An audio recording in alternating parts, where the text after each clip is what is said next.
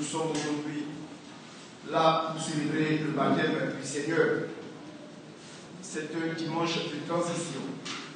C'est le premier dimanche du temps ordinaire et le dimanche aussi qui marque la fin définitive du temps de Noël. Donc vous verrez que le dimanche prochain, déjà, on est le deuxième dimanche du temps ordinaire. C'est un dimanche. Quand est-ce qu'on a fait le premier dimanche? C'est aujourd'hui.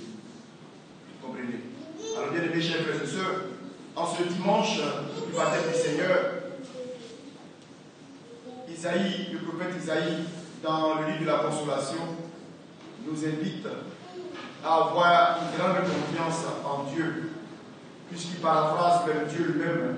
Il met dans la bouche de Dieu, il fait parler Dieu, qui le rappelle qu'il est important que le peuple s'abreuve en lui. Dieu a de quoi nous offrir à boire. Tous ceux qui ont soif trouveront consolation, trouveront rafraîchissement auprès de Dieu.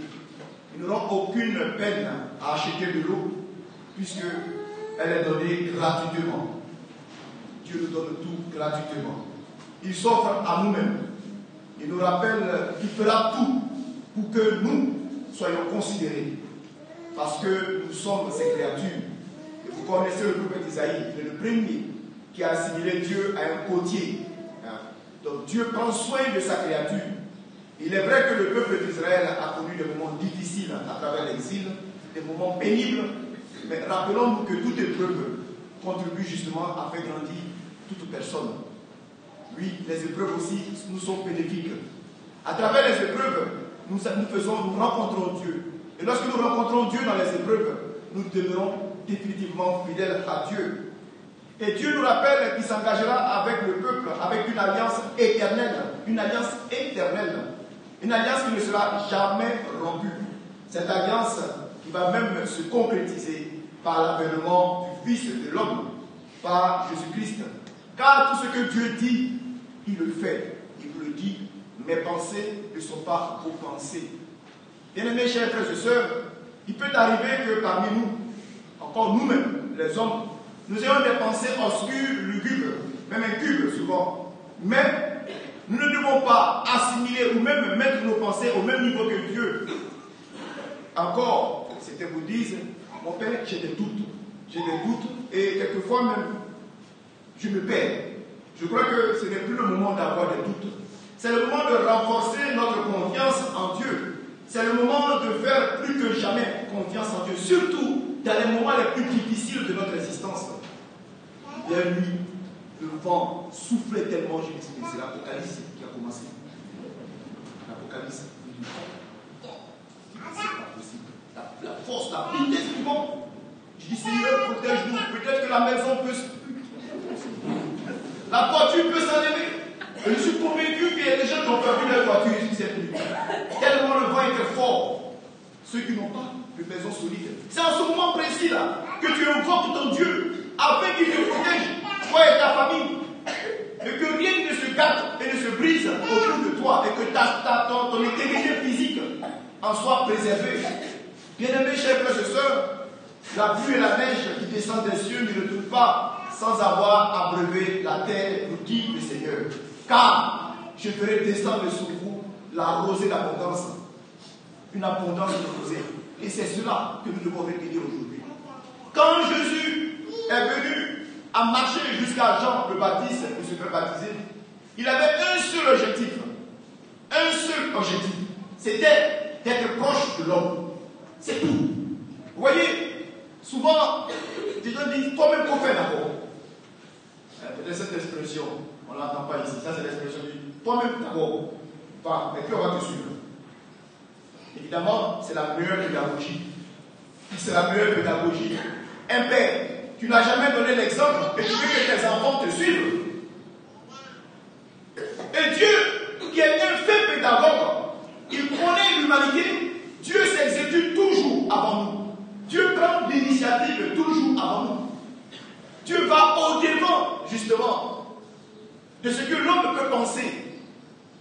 Jean, qui était un frère du désert, qui vivait dans le désert, Jean qui vivait dans le désert, il donnait habituellement, les gens du désert, ceux de Koumra, les Sénégalais, Isabelle, il faisait un peu comme le rituel musulman. C'est-à-dire, avant chaque prière, il faut faire l'ablution.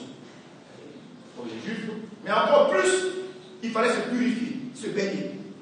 C'est ce qu'on appelle les bains de purification. Je suis revenu du marché, je me purifie. Je suis allé dans un endroit, dans une fête, je retourne, je me purifie.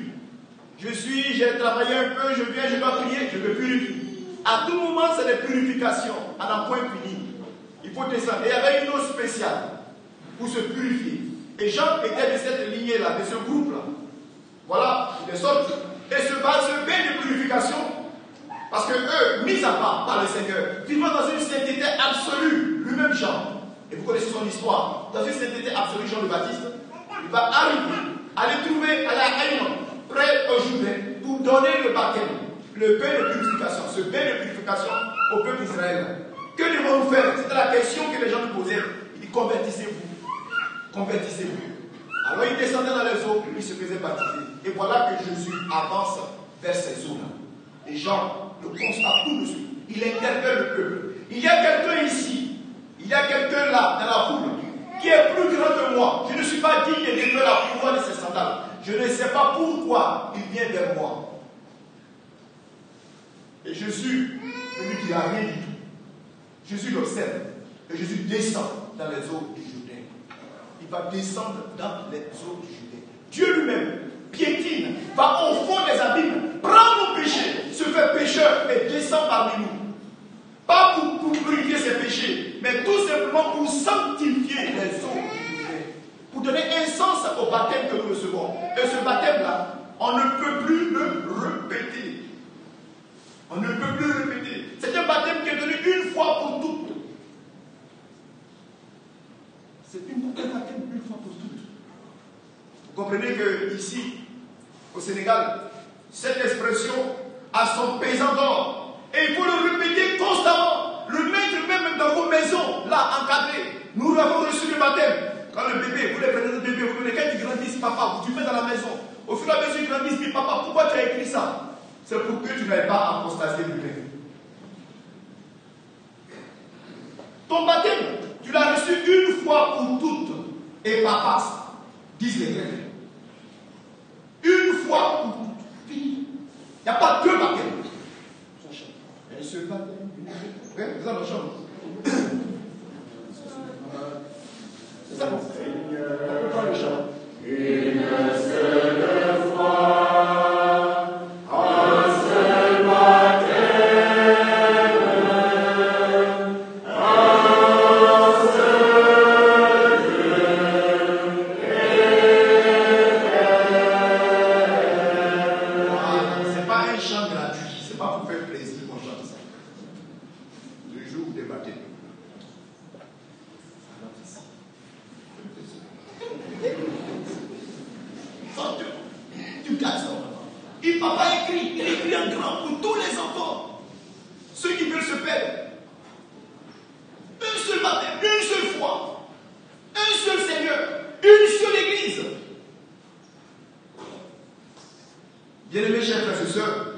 C'est en cela que Dieu lui-même, il vient.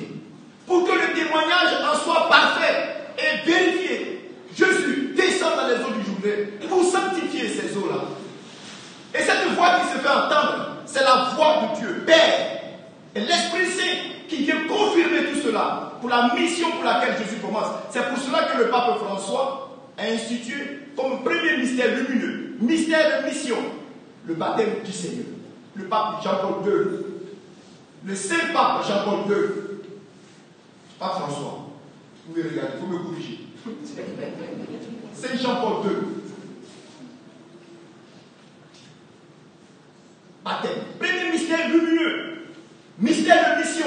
Jésus descend dans les eaux du Jourdain pour recevoir le baptême, pour sanctifier les eaux du Jourdain, pour donner force à ce que nous avons reçu, nous aussi, un jour de notre vie. C'est pour ça que Saint Jean, dans la première lettre, il dit celui-là est né de Dieu. Et si tu es né de Dieu et que tu as été engendré de Dieu, comporte-toi bien, garde ses commandements. Comporte-toi bien, garde ses commandements. Garde ses commandements. Chers frères et sœurs, nous sommes des baptisés. Souvent, vous voyez des gens, quand vous les entendez parler, c'est un païen, un païen, paganisme. Où est ton baptême? Où tu as mis ton baptême? Certains ne se rappellent même plus de la date de leur baptême. Qui se rappelle de la date de son baptême? Ils sont pas venus. Le jour exact, c'est pas vous dire 1946. C'est pas ça. Le 2 juillet 1946, j'ai été baptisé par le cardinal Kamboum. Voilà, je me rappelle. Le nom, qui se rappelle le nom du prêtre qui l'a baptisé?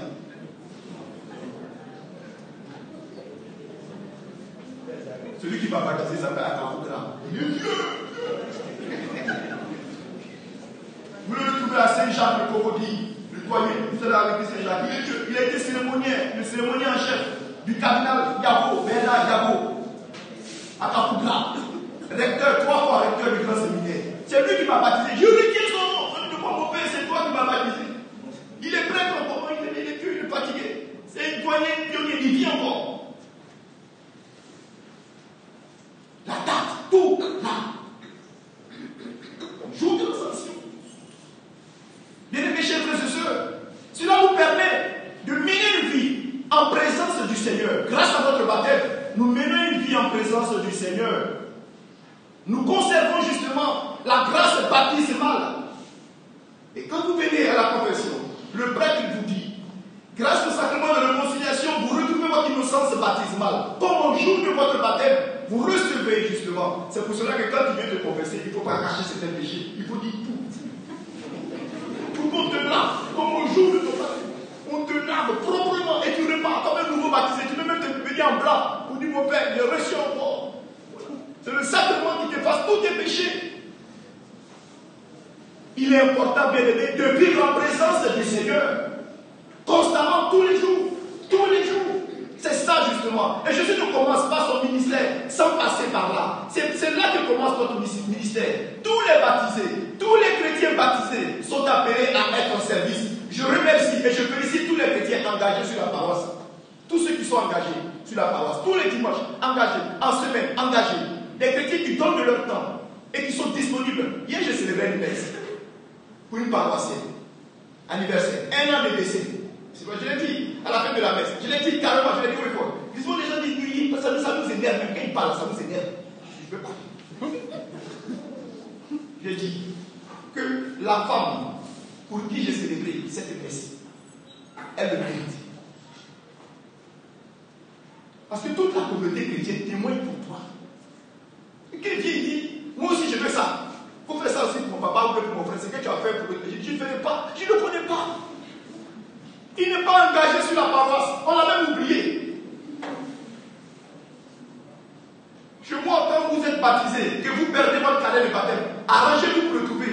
Parce que quand on va vérifier le jour dernier,